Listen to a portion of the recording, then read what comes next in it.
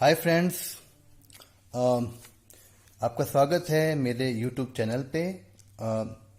In today's video we will try to understand the numericals on determination of equilibrium level of income by ADAS approach and SI approach. यानी जो determination of equilibrium level of income की दो approach होती है, aggregate demand aggregate supply approach यानी समस्त मांग समस्त पूर्ति अवधारणा, और एक सेविंग इन्वेस्टमेंट अप्रोच यानी बचत निवेश अवधारणा। इससे हम आय का संतुलन स्तर यानी इक्विलिब्रियम लेवल ऑफ इनकम का डिटर्मिनेशन करते हैं। तो हमने पिछले कुछ वीडियोस में इसके थियोरेटिकल पार्ट को सीखा है, न्यूमेरिक इसके डायग्राम्स को सीखा है। अब हम कई बार क्या होता है, खासतौर से 12th क्लास में और जो केवी के या नवोदय के एग्जाम होते हैं उसमें इसके कुछ छोटे छोटे 4 मार्क्स और 6 मार्क्स के न्यूमेरिकल्स भी आते हैं। तो खास तौर से ये 12th क्लास के लिए बहुत ही महत्वपूर्ण है। तो मैंने 4-5 यहाँ पे एग्जाम्पल लिए हैं, आपके सामने इनको सॉल्यूशन आपको समझाएंगे और उम्मीद करता हूँ कि आपको बहुत इजी तरीके से समझ में आ जाएगा। और जो भी डाउट है आपका, आप मुझे वीडियो के नीचे कमेंट करके पूछ सकते हो, या अपनी जो भी क्वेरीज है दूसरे क्वेश्चन से आप पूछ सकते हो। ठीक है, आइए शुरू करते हैं।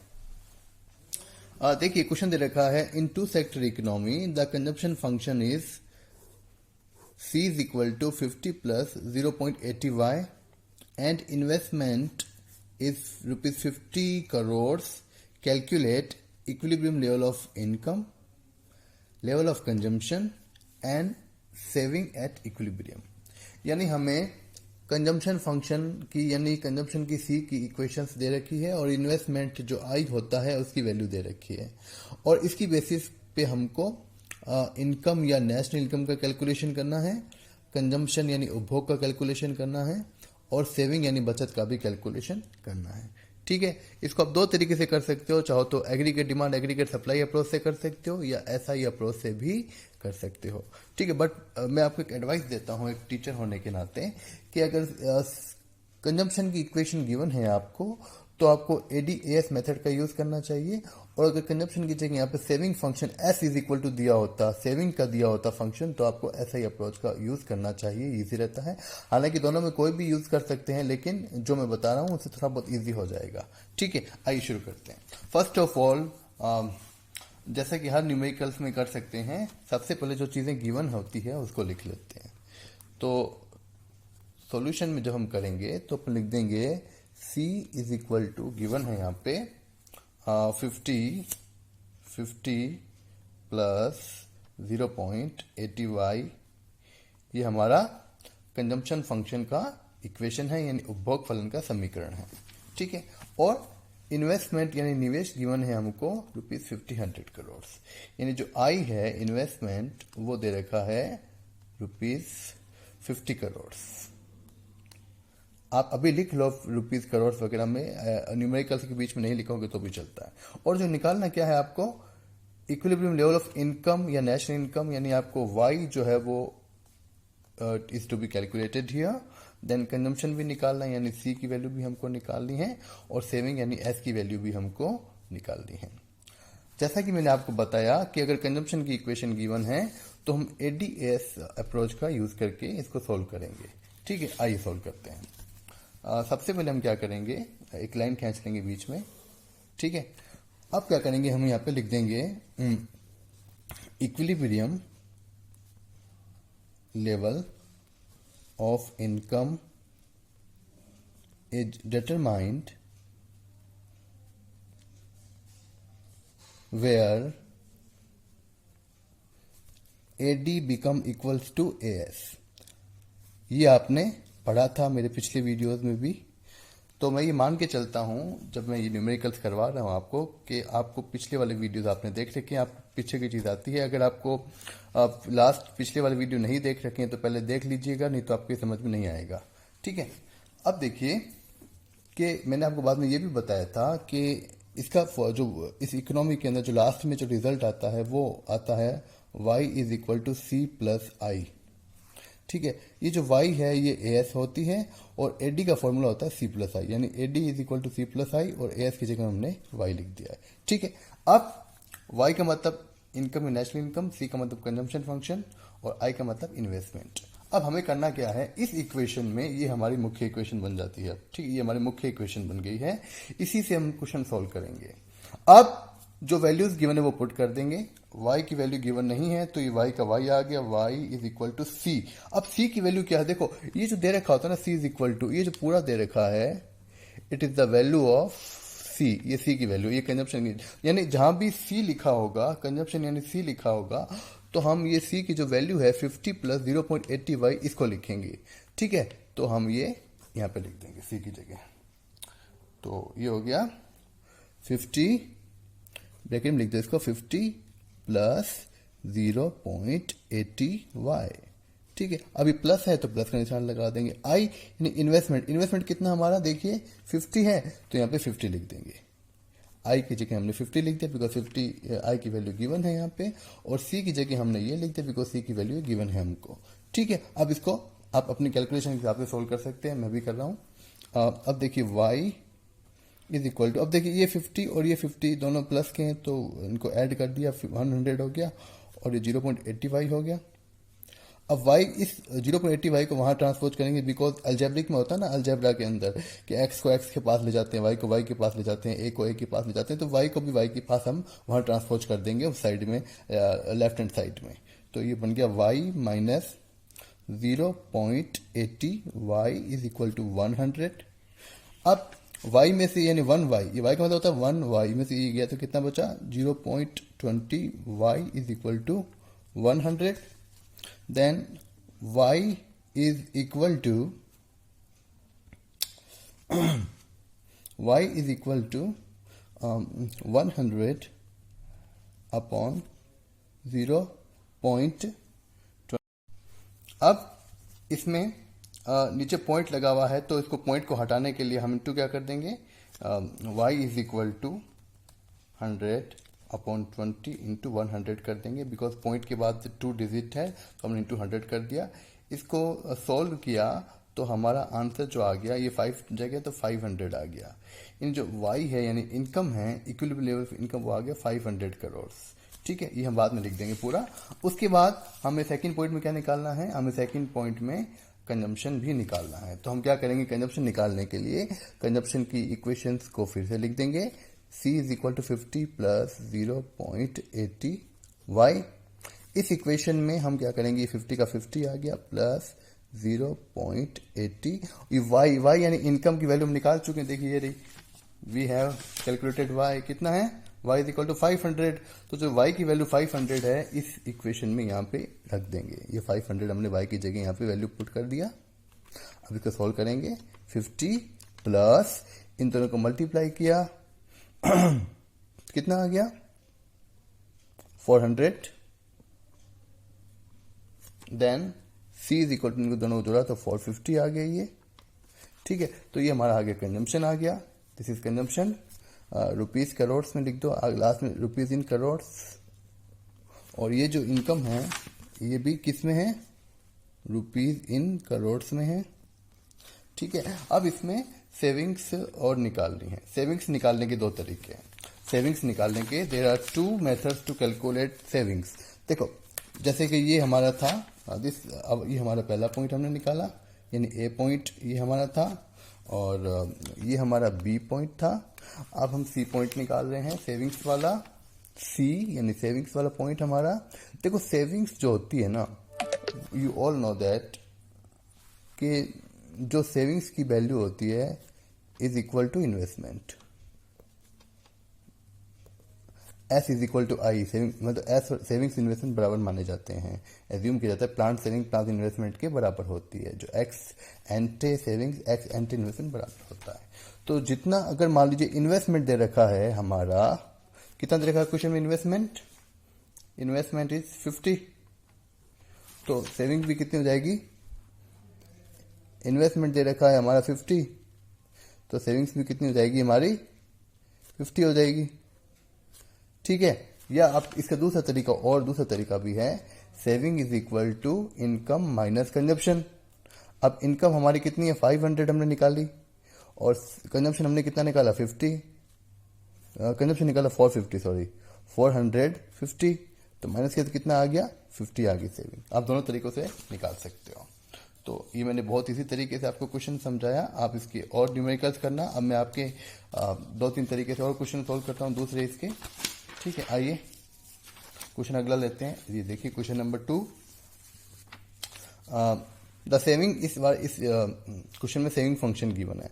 सेविंग फंक्शन यानी बचत फलन गिवन है। S is equal to -40 plus 0.25y if plant investment are ₹100 crores, determine equilibrium level of income, consumption, saving at equilibrium. Okay, वही चीज़ है कि भाई सेविंग फंक्शन की इक्वेशन दी गई है, इन्वेस्टमेंट की वैल्यू दी गई है और इनकम निकालनी है, कंजम्पशन निकालना है और सेविंग निकालना है।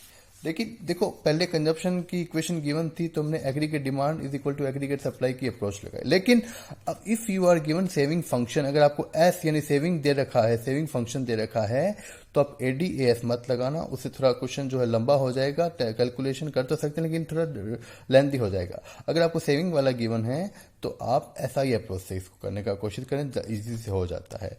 ठीक है, रिकमेंडेशन है मेरी, आपको एडवाइस है, मानो ना मानो वो आपकी इच्छा पे, आपकी कैलकुलेशन पर डिपेंड करता है।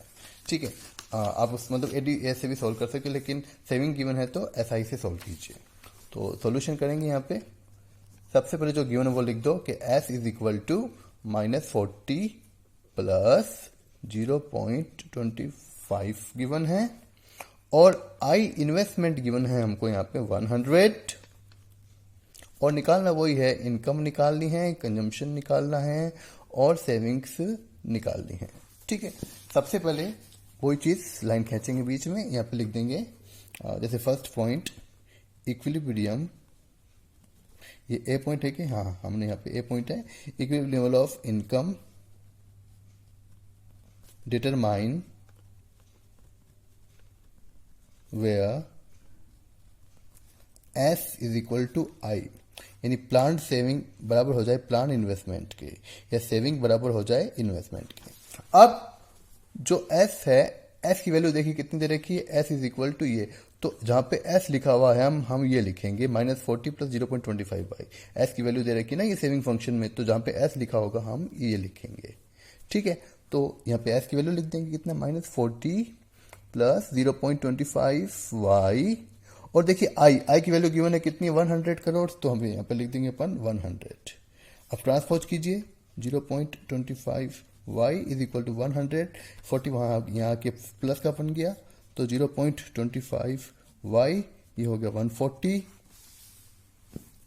100 और 40 को जोड़ दे 140 हो गया। अब ये देखिए y is equal to 140 upon 0.25, point हटाने की कोशिश करेंगे तो y is equal to 140 upon 25 into 100, क्योंकि पॉइंट के बाद 2 डिजिट है तो हमने 100 लगा दिया, पॉइंट के बाद अगर 1 होता डिजिट तो हम 10 लगा देते, 3 होता तो 1000 लगा देते, ये आप सब जानते हो। ठीक है, अब इसको कैलकुलेट किया, काटा पीटी की इसको, तो ये आ गया y इज इक्वल टू 560, यानी जो आपकी इनकम है, इक्विलिब्रियम लेवल ऑफ इनकम, ये आ गया ₹560 करोड़ आ गया। ठीक है, अब आगे करते हैं, अब हमें इसमें कंजम्पशन भी निकालना है और सेविंग भी निकालनी है। तो पहले क्योंकि सेविंग गिवन है तो सेविंग निकालो, अगर कंजम्पशन होता है पहले कंजम्पशन निकाल देते हैं। तो ये जो इक्वेशन है इसको पहले लिख देंगे सेविंग वाली को, saving is equal to -40 plus 0.25y लिख देंगे और क्योंकि अब क्या करोगे, s is equal to -40 plus 0.25y and we have calculated y, हम y निकाल चुके हैं, ये देखिए y की वैल्यू 560 हम निकाल चुके हैं, तो जो y की वैल्यू 560 हम यहाँ पे रख देंगे 560, then s is equal to -40 plus कितना हो गया इसका, अगर इसको 140, इट इज 140 एंड इसमें से -40 किया तो आ गया 100। आप इसको ऐसे भी निकाल सकते थे क्योंकि भाई s इज इक्वल टू आई होता है और अगर i जो है वो 100 है तो s भी 100 होगा। ऐसे निकालोगे तो भी सही, ऐसे निकालोगे तो भी सही है। ठीक है, और दूसरी ओर आपको ये आ गया हमारा सी पॉइंट पहले निकाल लिया हमने, अब बी पॉइंट बाद में निकाल सकते हो। बी कंजप्शन निकालना है, तो कंजप्शन का मतलब होता है इनकम माइनस सेविंग। इनकम में से सेविंग घटा देंगे, तो इनकम है हमारी 560, सेविंग है हमारी 100, तो कितना आ गया रुपीज 460 करोड़। ये करोड़ वगैरह नहीं लिखोगे तो भी चल जाएगा, लेकिन लिखते हो तो मार्क्स कहीं घटेंगे नहीं आपके, एकदम पूरे फुल मार्क्स मिलेंगे। ठीक है, and let me clear one thing, I have solve 2 questions, मैं 2 क्वेश्चन और सॉल्व करूंगा, लेकिन उससे पहले आपको एक चीज बताना चाहूंगा मैं यहाँ पे। अगर मान लीजिए, जैसे मान लो ये क्वेश्चन था हमारा, पहला क्वेश्चन ये था कि जैसे इस इक्वेशन में हमको सी की इक्वेशन दी हुई थी, ठीक है। अब इसमें ये कहता कि इस क्वेश्चन मान लो इसमें पूछ और लेते, एडिशनल पूछ लेते आपसे कि इसमें एमपीसी कितना है और ऑटोनोमस कंजम्पशन कितना है, ये पूछ लेते क्या होता। तो मैं एक बता दूं आपको, अगर सी यानी कंजप्शन की इक्वेशन गिवन है, तो जो शुरुआत में ये दिया होता है 50, 100, 200 जो भी, ये जो शुरुआत में दिया होता है ये ऑटोनोमस कंजप्शन होता है। तो इस क्वेश्चन में ऑटोनोमस कंजप्शन कितना हो जाता, 50 हो जाता। दूसरी ओर एमपीसी पूछते, अगर आपसे एमपीसी पूछते तो जो ये वाई के पास होता है, ये जो y के पास जो पॉइंट में संख्या दे रखी होती है, ये अगर कंजप्शन है तो एमपीसी है, और अगर ये सेविंग है तो ये एमपीएस होता है, क्योंकि एक सी है कंजप्शन है, तो जो y के पास में ये लिखा हुआ है ये क्या है हमारी एमपीसी, ये है एमपीसी। तो एमपीसी कितना हो जाता हमारा 0.80 हो जाता। ठीक है, उसी प्रकार से जो हमारा सेकंड क्वेश्चन था ये वाला, तो हमें सेविंग की इक्वेशन दे रखी थी।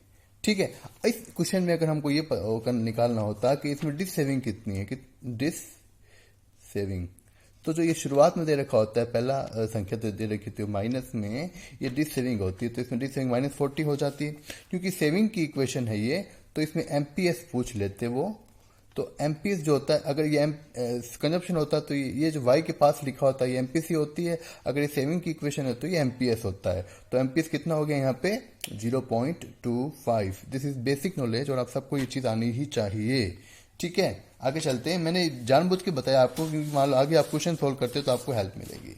अब आइए क्वेश्चन नंबर 3 सोल्व करने की कोशिश करते हैं। आइए, अब दे रखा है सेविंग फंक्शन इक्वेशन दे रखी है आपको, s is equal to 50 plus 0.4y। इस बार फिर से आपको बचत फलन की समीकरण दी हुई है, ये दी हुई है। इसमें क्या क्या निकालना है, इसमें चीज दे रखी है, the economy is in equilibrium at the income level of 1500 crore. इस बार इस क्वेश्चन में जो है वो इनकम जो है वो पहले से गिवन है 1500। आपको जो वाई होती है इनकम देखो, we are studying macro economics, so whenever we use word income it is equal to national income.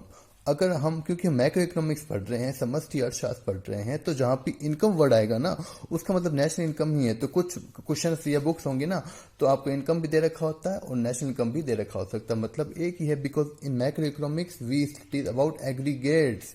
ठीक है, तो इनकम का मतलब यहाँ पे नेशनल इनकम होता है। ये सब छोटी छोटी बातें आपको ध्यान रखनी चाहिए बीइंग एन इकोनॉमिक्स स्टूडेंट। सो अब इस क्वेश्चन में देखो गिवन क्या क्या, हम वो लिख देते हैं पहले तो, कि इस क्वेश्चन में जो सेविंग फंक्शन का इक्वेशन गिवन है वो है -50 प्लस 0.4y, ये गिवन है, सेविंग फंक्शन इक्वेशन गिवन है। ठीक, ओके। देन इसमें देखो इनकम लेवल भी गिवन है 1500, यानी y जो है वो गिवन है आपको रुपीज 1500 करोड़, 1500 करोड़ आपको इनकम दे रखी है आपको।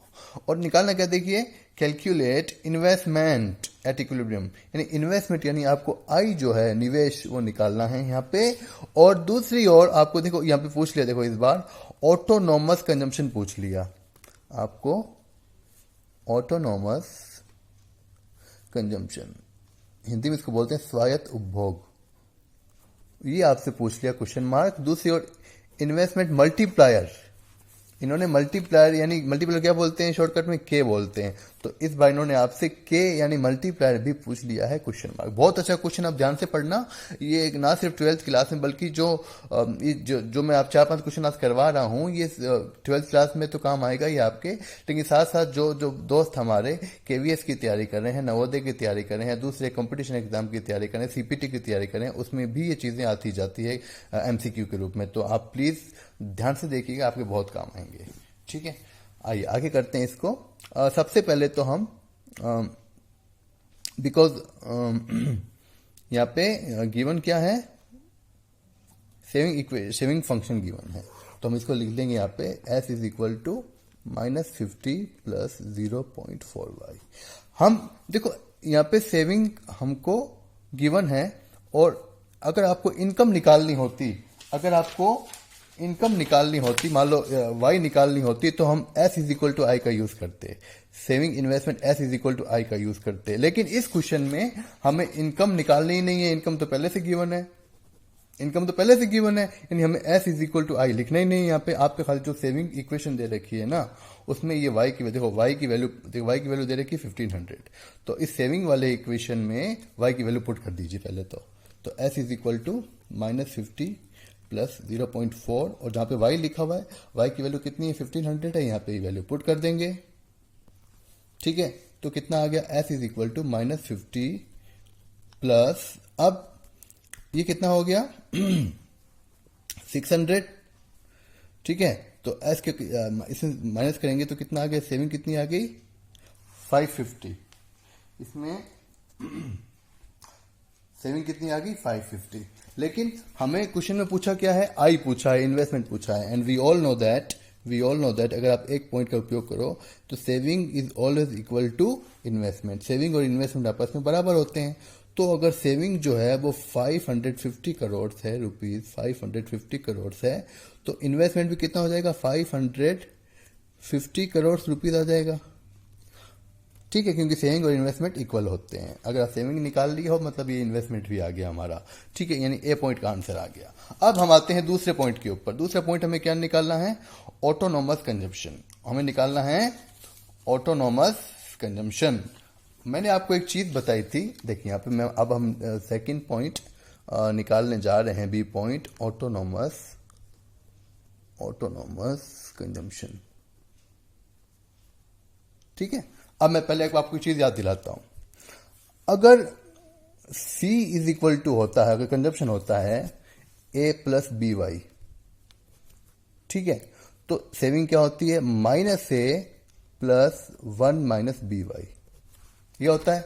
ये जो यहां पे होता है ये ऑटोनोमस कंजम्पशन होता है और ये डिस सेविंग होती है। लेकिन एक चीज ध्यान दीजिए इसमें कि जितना ऑटोनोमस कंजम्पशन प्लस में होता है तो उतना ये माइनस में होता है। अगर ऑटोनोमस कंजम्पशन प्लस 100 है तो ये -100 होगा, ये प्लस 50 है तो ये -50 होगा।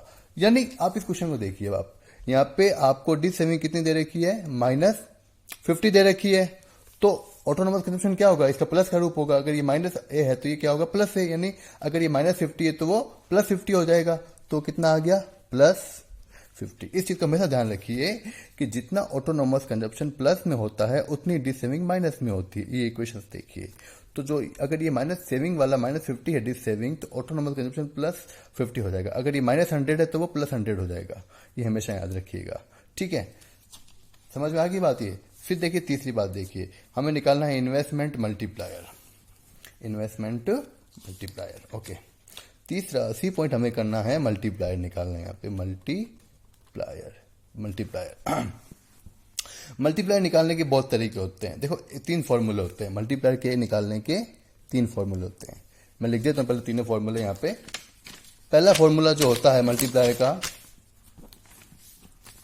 वो होता है K is equal to delta Y upon delta I. लेकिन इस क्वेश्चन में हमें इनकम में कितना चेंज हुआ और इन्वेस्टमेंट कितना चेंज हो पता नहीं, तो ये फॉर्मूला यूज नहीं कर पाएंगे। दूसरी ओर एक होता है K is equal to 1/1 minus MPC, 1 - MPC, ये भी यूज कर सकते हैं इस फॉर्मूले में। लेकिन यहाँ पे हमारा सेविंग फंक्शन गिवन है तो ये MPS दिया हुआ है।